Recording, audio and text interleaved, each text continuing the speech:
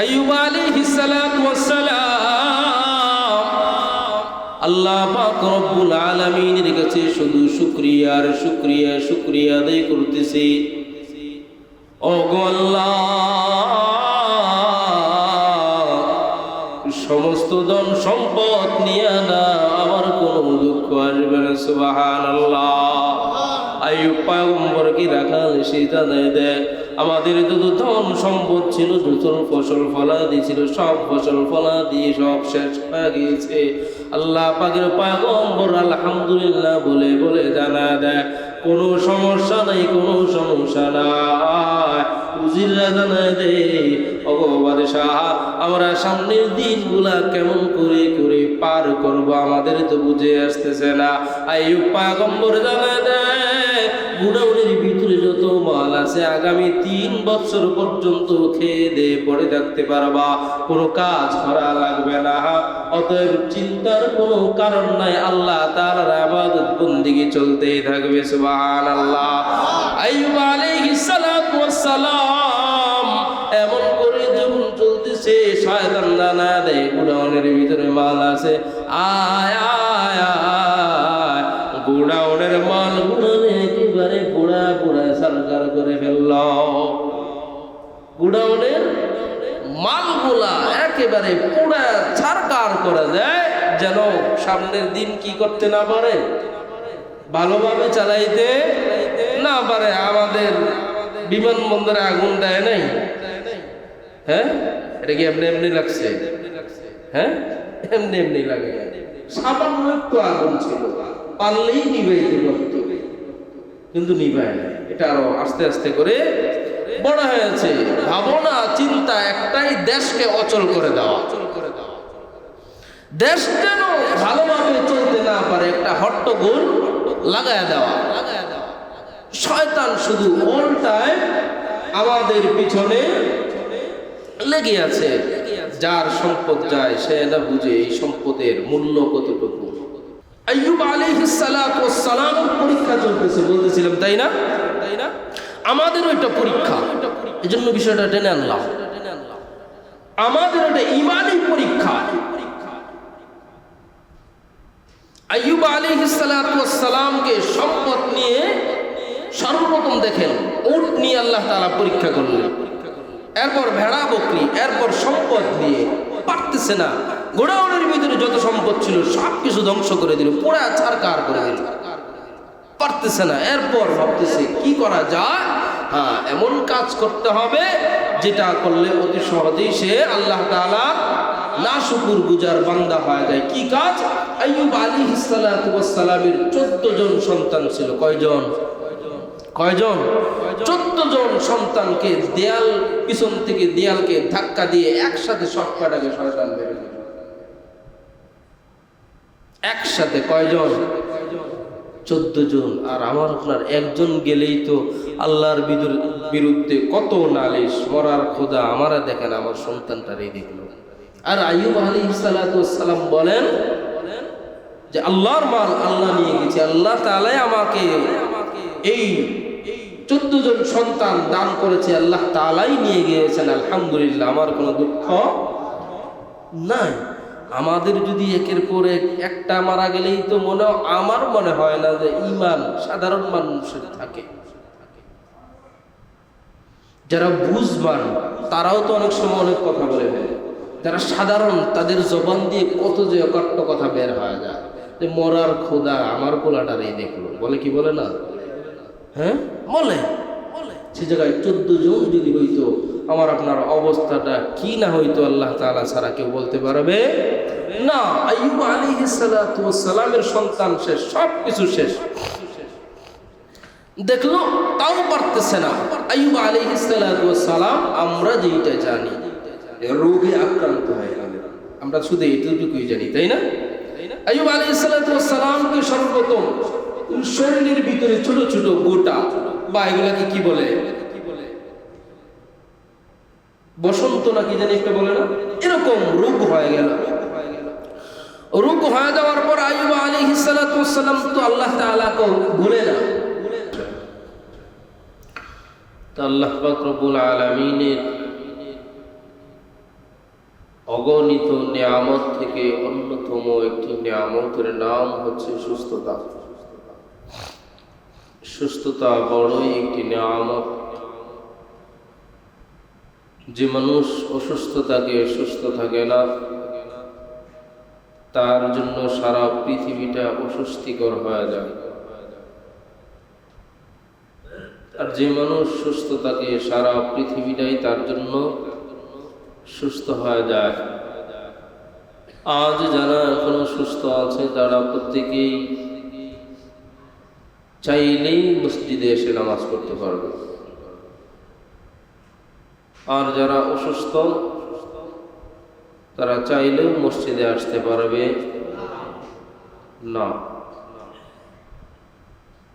অনেক বড় একটা নিয়ামত আল্লাহ পাক রব্বুল আলামিন আপনার আমার কপালে রেখেছেন। আমরা চাই মৃত্যু অবধি পর্যন্ত আল্লাহ তাআলা তার গোলামি করার সুযোগ করে দিক সুস্থতার সাথে, আমিন।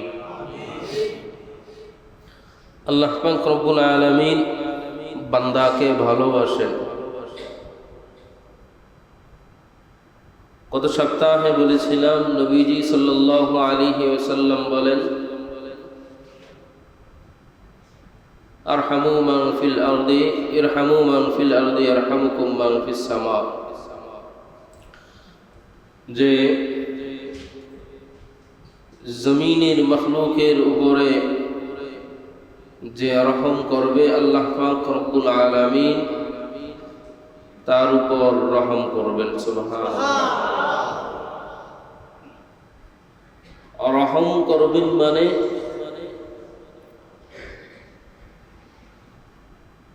রহম তখনই আসে একজন মানুষের ভিতরে যখন আরেকজনের প্রতি মায়া ভালোবাসা থাকে।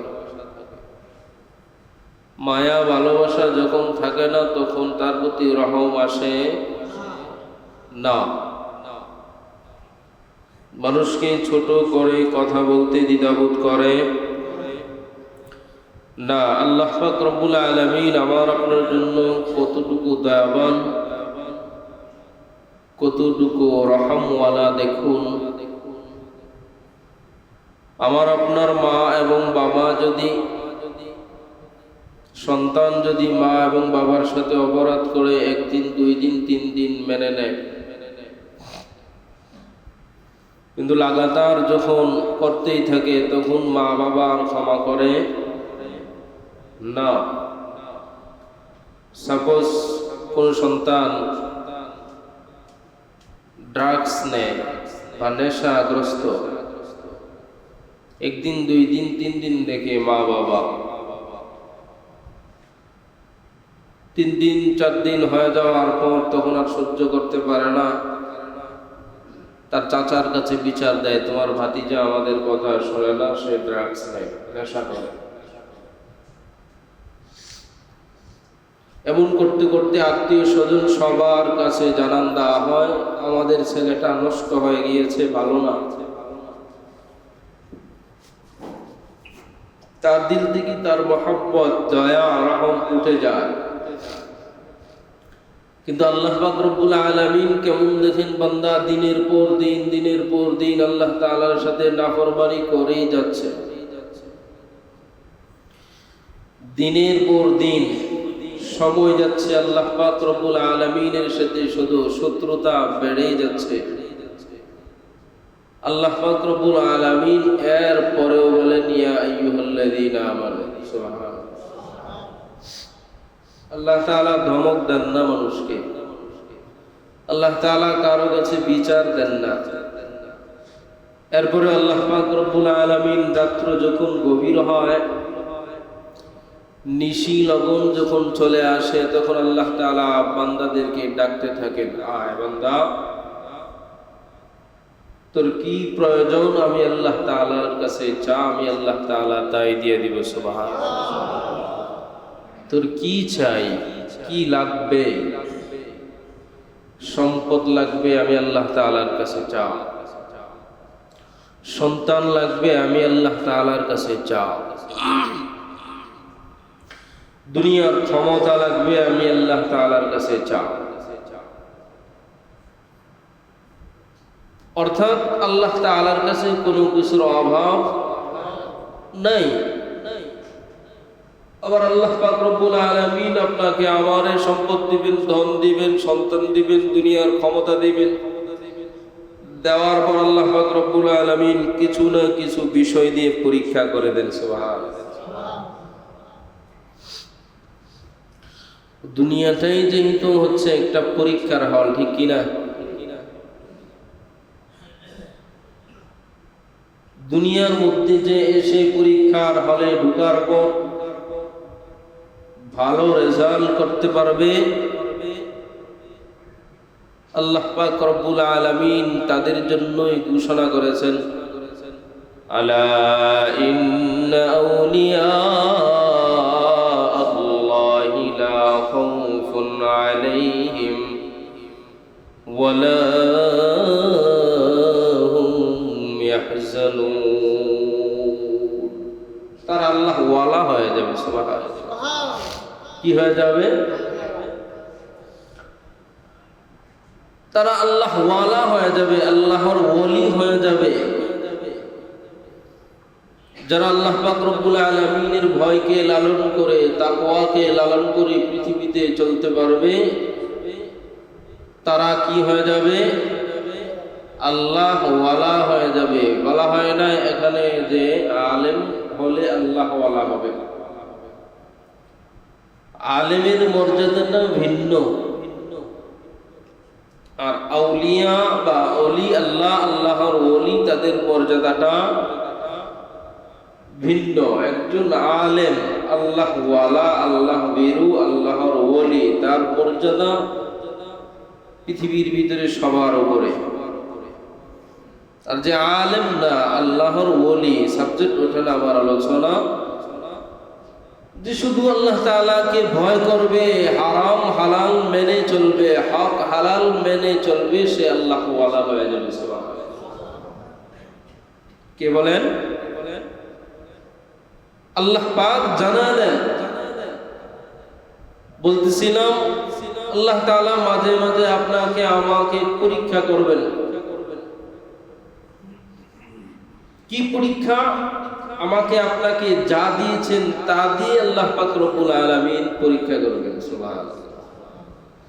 আল্লাহ তাআলা আমাকে আপনাকে ভয় দান করেছেন, তার প্রতি তাকওয়া দান করেছেন। আমি আল্লাহ পাক রব্বুল আলামিনকে খুব ভয় করি, তাকওয়া আমার ভিতরে লালন পালন করি। আল্লাহ তাআলা এই ভয় দিয়ে আপনাকে, ভয় দিয়ে আমাকে আপনাকে আল্লাহ তাআলা পরীক্ষা করবেন। সুবহানাল্লাহ। আমাকে আপনাকে আল্লাহ তাআলা সম্পদ দান করেছেন, সম্পদ দিয়ে আল্লাহ পাক রব্বুল আলামিন পরীক্ষা করবেন।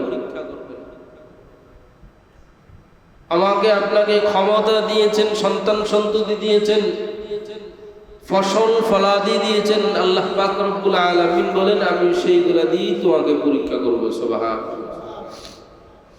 যেমন আইয়ুব আলাইহিস সালাতু ওয়াস সালাম, আমরা শুধু জানি আইয়ুব আলাইহিস সালাতু ওয়াস সালাম একজন পয়গম্বর ছিলেন বা রাসূল ছিলেন, নবী ছিলেন। শুধু আইয়ুব নবী ছিলেন বিষয়টা এমন নয়। আইয়ুব আলাইহিস সালাতু ওয়াস সালাম দুনিয়ার রাজত্ব কায়েম করেছিলেন, রাজা ছিলেন, বাদশা ছিলেন, প্রেসিডেন্ট ছিলেন। কি ছিলেন? আইয়ুব আলাইহিস সালাতু ওয়াস সালামের ধন সম্পদের অভাব নাই। আইয়ুব পয়গম্বর এত ধন সম্পদের মালিক হয়েছিল, গণনা করে করে শেষ করার মতো নয়। আইয়ুব পয়গম্বর তদনীন্তন পর্যন্ত মুরব্বী হয় না, বুড়া হয় না, যুবক ছিল। যুবক বয়সে কোটিপতি হওয়া চারটিখানি কথা নয়। যুবক বয়সে ক্ষমতার মসনদের ভিতরে বসা কোনো সাধারণ ব্যাপার নয়।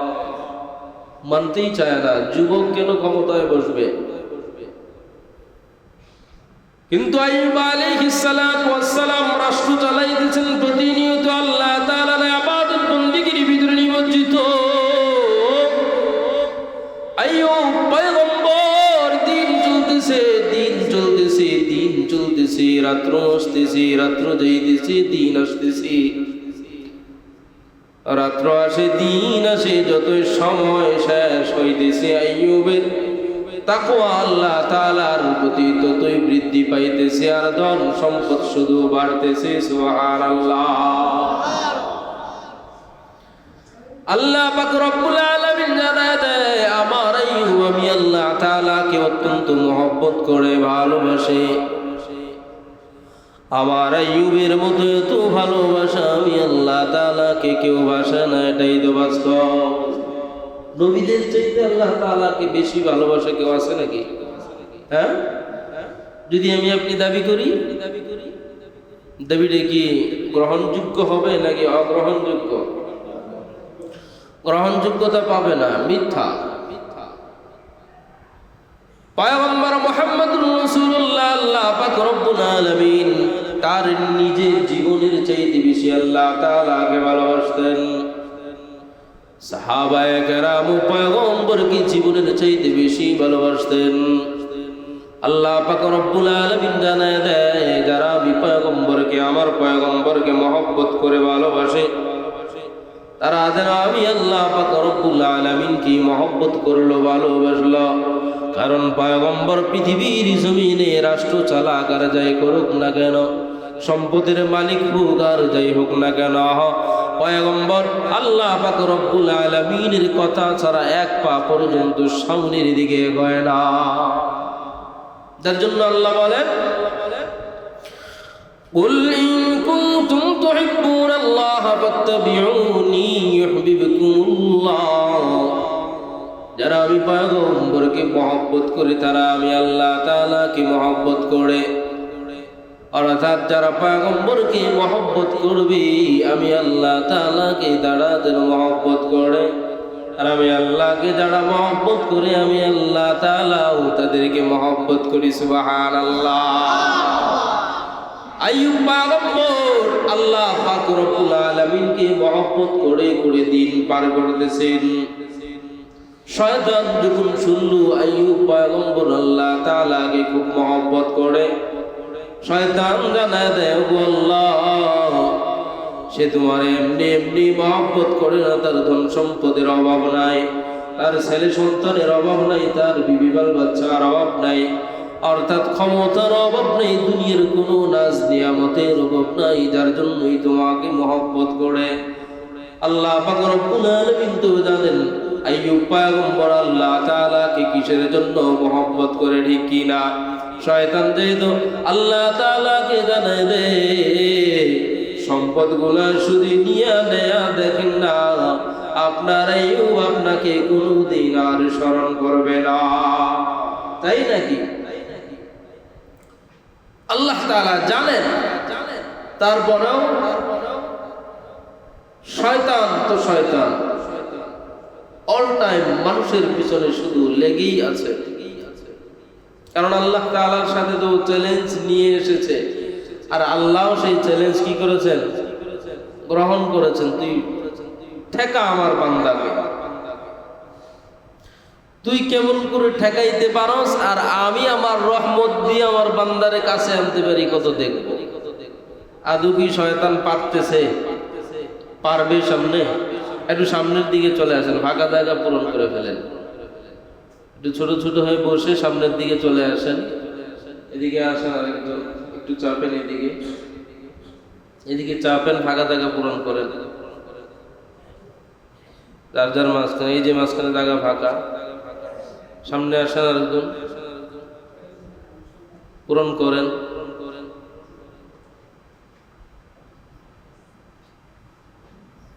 তো শয়তান শুধু আমাদের মাঝে অল টাইম লেগেই থাকে।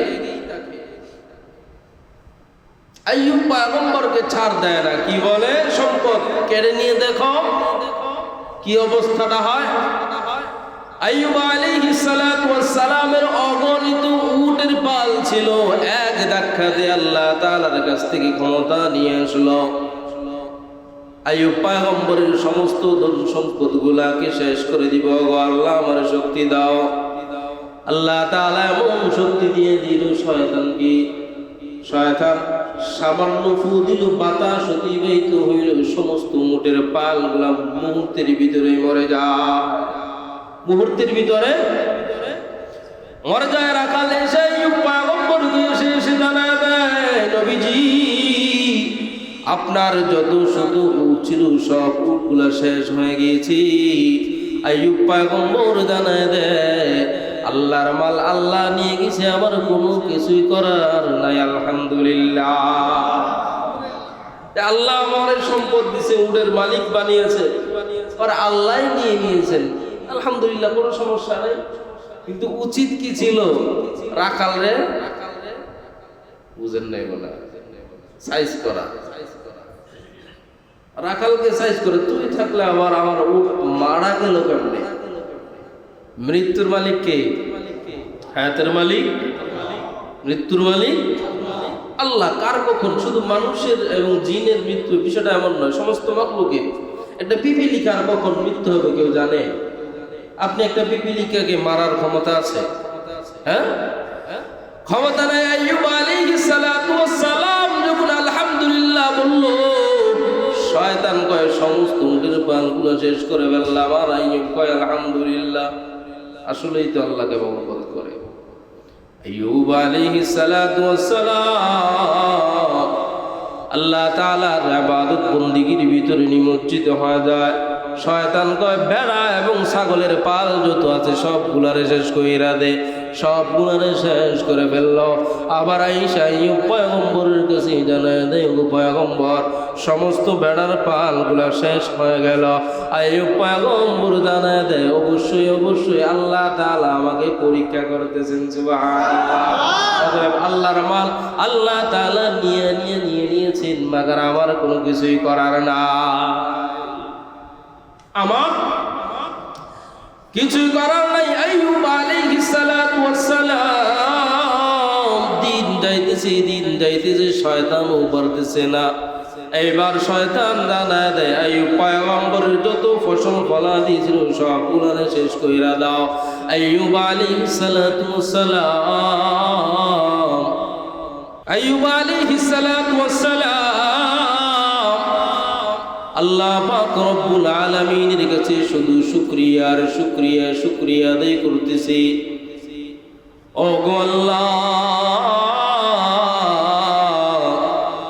সমস্ত ধন সম্পদ নিয়ে না আমার কোনো দুঃখ আসবে না। সুবহানাল্লাহ, আইয়ুব পয়গম্বরকে রাখাল সে জানায় দেয়, আমাদের যত ধন সম্পদ ছিল, যত ফসল ফলাদি ছিল, সব ফসল ফলাদি সব শেষ হয়ে গিয়েছে।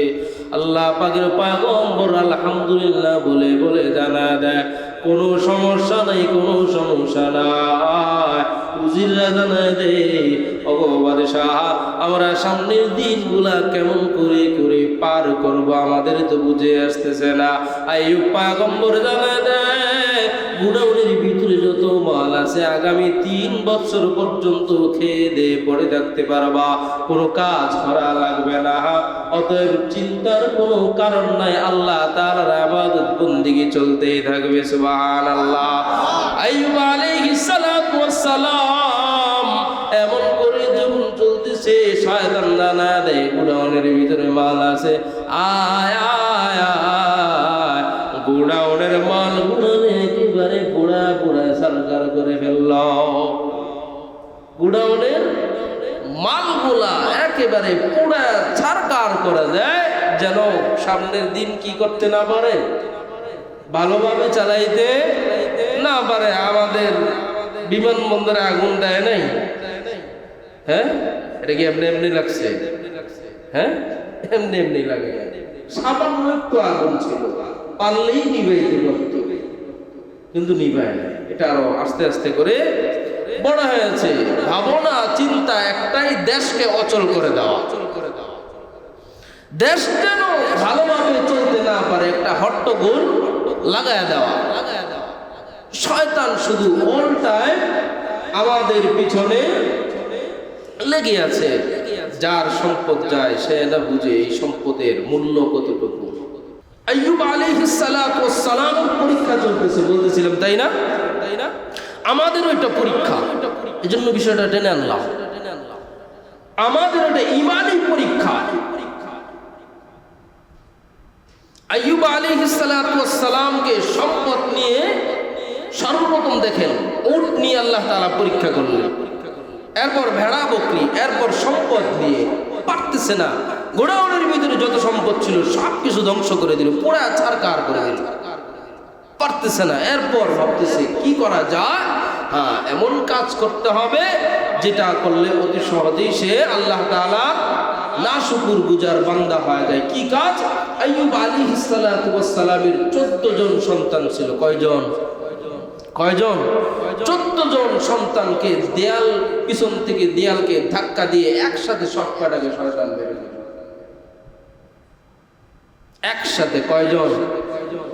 14 জন। আর আমার আপনার একজন গেলেই তো আল্লাহর বিরুদ্ধে কত নালিশ, মরার খোদা আমারা দেখেন আমার সন্তানটারই দেখলো। আর আইয়ুব আলাইহিস সালাতু ওয়াস সালাম বলেন যে আল্লাহর মাল আল্লাহ নিয়ে গেছে, আল্লাহ তাআলাই আমাকে এই 14 জন সন্তান দান করেছে, আল্লাহ তাআলাই নিয়ে গিয়েছেন, আলহামদুলিল্লাহ, আমার কোনো দুঃখ নাই। আমাদের যদি একের পর একটা মারা গেলেই তো আমার মনে হয় না যে ঈমান সাধারণ মানুষের থাকে। যারা বুঝবান তারাও তো অনেক সময় অনেক কথা বলে ফেলে, যারা সাধারণ তাদের জবান দিয়ে কত যে অকট্ট কথা বের হয়ে যায়, যে মরার খোদা আমার পোলাটারই দেখলো, বলে কি বলে না? হ্যাঁ বলে। সে জায়গায় 14 জন যদি হইতো আমার আপনার অবস্থাটা কি না হইতো আল্লাহ তাআলা ছাড়া কেউ বলতে পারবে না। আইয়ুব আলাইহিস সালাতু ওয়াস সালামের সন্তান শেষ, সব কিছু শেষ, দেখলো তাও পারতেছে না। আইয়ুব আলাইহিস সালাতু ওয়াস সালাম আমরা যেটা জানি রোগে আক্রান্ত হয়ে গেলেন, আমরা শুধু এইটুকুই জানি, তাই না? আইয়ুব আলাইহিস সালাতু ওয়াস সালামকে সর্বপ্রথম শরীরের ভিতরে ছোট ছোট গোটা বা এগুলাকে কি বলে, বসন্ত নাকি জানি একটা বলে না, এরকম রোগ হয়ে গেল।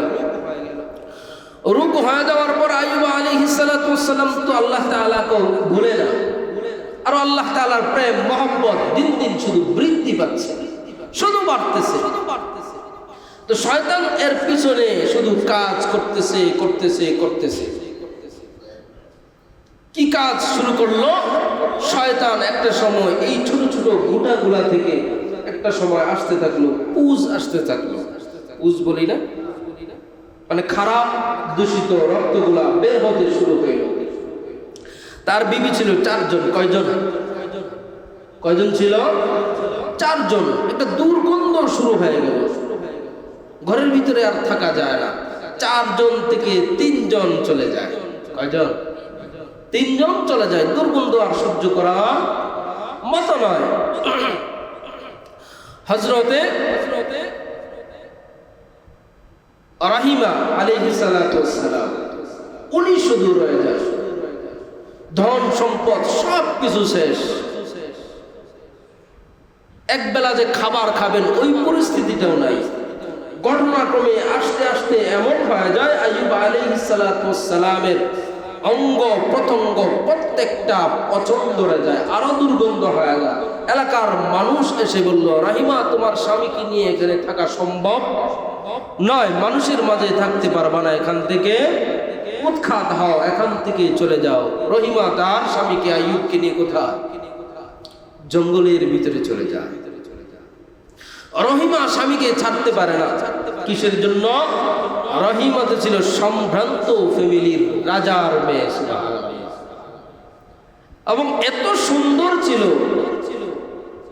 অনেক সুন্দর ছিল। তদানীন্তন সময়কালে নারীদের মধ্য থেকে সবচাইতে সুন্দর ছিল এই রাহিমা খাতুন। সুবহানাল্লাহ, এত সুন্দর, বাদশার মেয়ে, রাজার মেয়ে, স্বামীকে ফেলে চলে যাবে, এটা কি হতে পারে?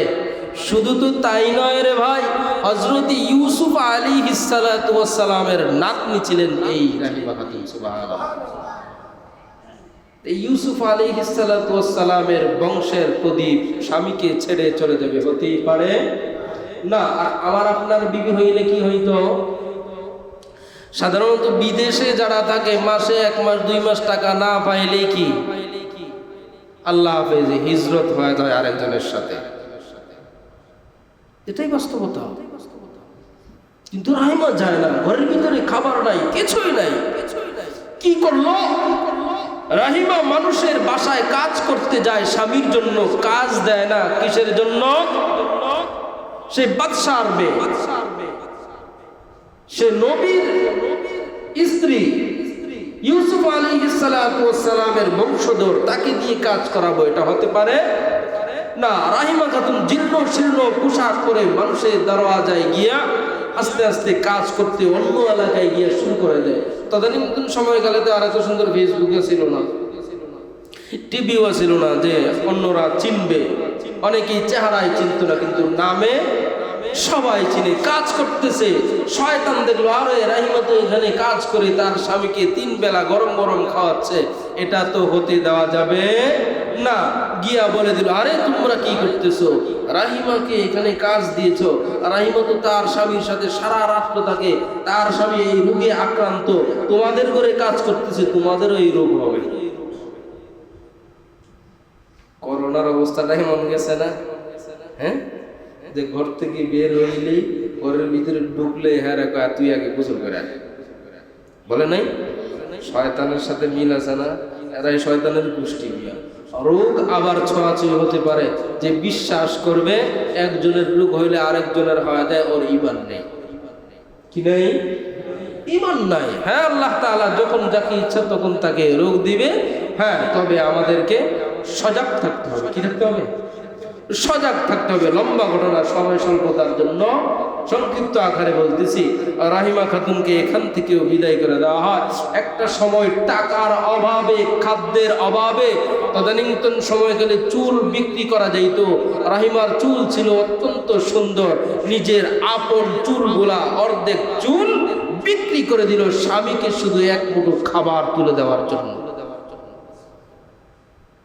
ও বোন, তুমি তোমার স্বামীর জন্য কি করেছো আজ পর্যন্ত?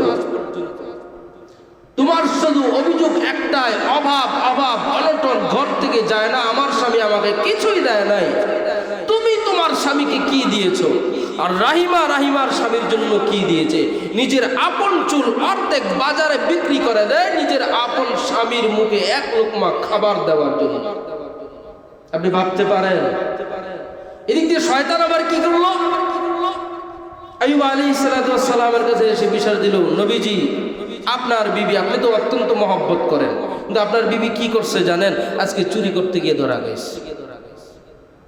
নাউজুবিল্লাহ বললেন না? মানে মন চায় না নাউজুবিল্লাহ? আপনার বিবি চুরি করতে গিয়ে ধরা গেছে। কিভাবে বুঝলে? আসলেই বুঝবেন। আপনার বিবির মাথার ঘুমটা সরাইবেন, দেখবেন অর্ধেক চুল কাটা ধরা গেছে, এরপরে চুল কাইটে গেছে। শয়তান কত দিক থেকে আইয়ুব পয়গম্বরকে নির্যাতন করেছে। শয়তান চতুর্পাশ দিয়ে আইয়ুব পয়গম্বরকে নির্যাতন করেছে। চুরির মামলা পর্যন্ত নবীজির স্ত্রীর গায়ে দিয়ে দিল। আমার আপনার কি আর? আমি আলেম, আমার বিরুদ্ধে কথা আসবে, এটা তো স্বাভাবিক। নবী পরিবারের বিরুদ্ধে যদি শয়তান এই কথা লাগাইতে পারে, তাহলে আমার বিরুদ্ধে বলবে না, এটা তো হতেই পারে না। বিবি আসলো, কিরে বিবি কোথায় গিয়েছিলে? কাজে গিয়েছিলাম।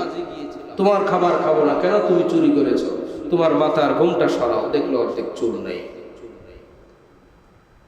তুমি আমার ঘর থেকে বের হয়ে যাও।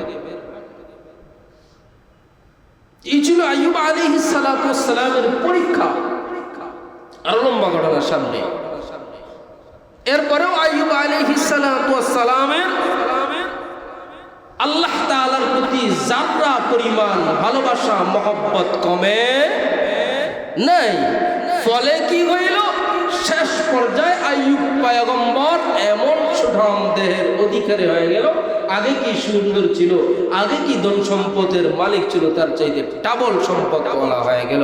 আমার দেশের যুবকেরাও যদি আইয়ুব পয়গম্বরের মতো হতে পারে, পয়গম্বর তো হওয়া সম্ভব নয়, আইয়ুব পয়গম্বরের আদর্শকে শুধু যদি লালন পালন করতে পারে, আইয়ুবের উপর আল্লাহ পাক রব্বুল আলামিন কেমন করে কত পরীক্ষা করেছেন, সেই পরীক্ষায় উত্তীর্ণ হয়ে যদি সামনের দিকে অগ্রসর হয়ে যায়, দুনিয়ার ভিতরে সফলতা আসবে, আখিরাতের ভিতরেও সফলতা আসবে। আসবে, যার জন্য সোচ্চার থাকতে হবে। সমস্ত মুসলিম উম্মাহ, বিশেষ করে বাংলাদেশের যত মুসলমান আছো, এখন আর দলাদলি করার সুযোগ নাই। আমাদেরকে ঐক্যবদ্ধ হয়ে যেতে হবে। কি হয়ে যেতে হবে? ঐক্যবদ্ধ হয়ে যেতে হবে। সমস্ত হিন্দুয়ানিরা ঐক্যবদ্ধ হয়ে গিয়েছে যে মুসলমান কি করে ক্ষমতায় যায়, এটা সম্ভব না, এটা করতে দেওয়া যাবে না। কারণ একটাই, মুসলমান যদি ক্ষমতায় যায়, ইসলাম যদি ক্ষমতায় যায়, দেশ চলবে, রাষ্ট্র চলবে ইসলাম অনুযায়ী, আমাদের কোনো অস্তিত্ব থাকবে না। এটা তাদের ধারণা, এটা তাদের ধারণা। যার জন্য ভাই ভালো করে বুঝবেন, বাংলাদেশের প্রত্যেকটা স্কুল কলেজ ভার্সিটির ভিতরে, প্রত্যেকটা স্কুল কলেজ ভার্সিটির ভিতরে ইসকনের যুবক ছেলেদেরকে ঢুকিয়ে দেওয়া হয়েছে শুধু মুসলিম নারীদের ইজ্জতকে নষ্ট করার জন্য। যদি সতীত্ব নষ্ট করতে পারে, তাহলে মুসলিম নারীদের পেট থেকে আল্লাহওয়ালা সন্তান দুনিয়ার জমিনে আসবে না। আর আল্লাহওয়ালা সন্তান না আসলেই আমাদের জন্য ইসলামকে ধ্বংস করা সহজ হয়ে যাবে। সারা বাংলাদেশের প্রত্যেকটা ভার্সিটির ভিতরে এই পায়তারা চালানো হচ্ছে। শুধু বাংলাদেশের ভার্সিটির ভিতরে নয়, বড় বড় মাদ্রাসা যতগুলো আছে, প্রত্যেকটার ভিতরে ইসকনের দালালরা কাজ করতেছে, কোরআন পড়তেছে, হাদিসের কিতাব পড়তেছে, শুধু হট্টগোল লাগানোর জন্য। আর আমি আপনি পড়ে আছি কার পিছনে? ইমাম সাহেবের পিছনে। আর এরা পড়ে আছে কার পিছনে? ইসলামকে ধ্বংস করার জন্য। আর আমি আপনি পড়ে আছি কার পিছনে? ইমাম সাহেবের, খতিব সাহেবের পিছনে। কিসের জন্য? ইমাম সাহেব হক কথা কয়, এই জন্য। তাদের চিন্তাধারা কি আর আমাদের চিন্তাধারা কি? তারা দিন দিন এগিয়ে যাচ্ছে। 95% মুসলমানের দেশ, এরপরেও ইসলামের কোনো হুকুমত চলে না। আপনি বুঝেন না দেশটা কেমন ভাবে চলতেছে। লজ্জা হওয়ার দরকার আমার, যে আমার এমন এক দেশের ভিতরে জন্ম, আমি পাঞ্জাবি লাগায় ঘুরি, টুপি আছে, দাড়ি আছে, কিন্তু আমার বিন্দু পরিমাণ মূল্য নাই। লজ্জা হওয়ার দরকার যে আমি মুসলমান।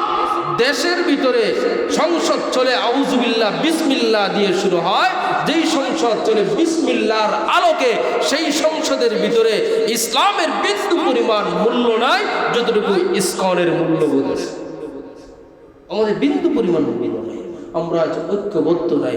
আমরা শুধু আছি কার বিরুদ্ধে লাগবো, কোন মুসলমানের ক্ষতি করতে পারবো, এটাই।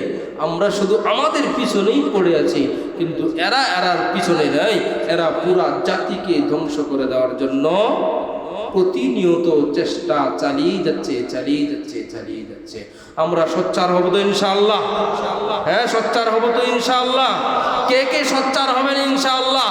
আর যদি উলামায়ে কেরাম ইসকনের বিরুদ্ধে, ইসকনের বিপক্ষে দাঁড়াইতে যুবকের তাজা রক্ত দিতে চাওয়া হয়, তাহলে কোন কোন আল্লাহর রাসূলের জন্য তাজা রক্ত দিতে প্রস্তুত? আল্লাহকে হাত দেখায় দাও। নারে তাকবীর, নারে তাকবীর। দিন ইসলাম, দিন ইসলাম। আল্লাহ তাআলা সবাইকে কবুল করুন, আমিন। ভাই দুঃখ লাগে দিলের ভিতরে। ভাই আমরা তো ইসকনদের ক্ষতি করি নাই, করেছি ভাই? হিন্দুদের ক্ষতি করেছি, বৌদ্ধদের, কারো ক্ষতি করিনি।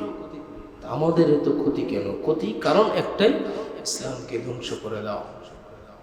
আল্লাহ তাআলা সর্বপ্রথম আমাকে ইসলামের জন্য জীবন উৎসর্গ করার তৌফিক দান করুন, এরপর আপনাদেরকেও কবুল করুক, আমিন।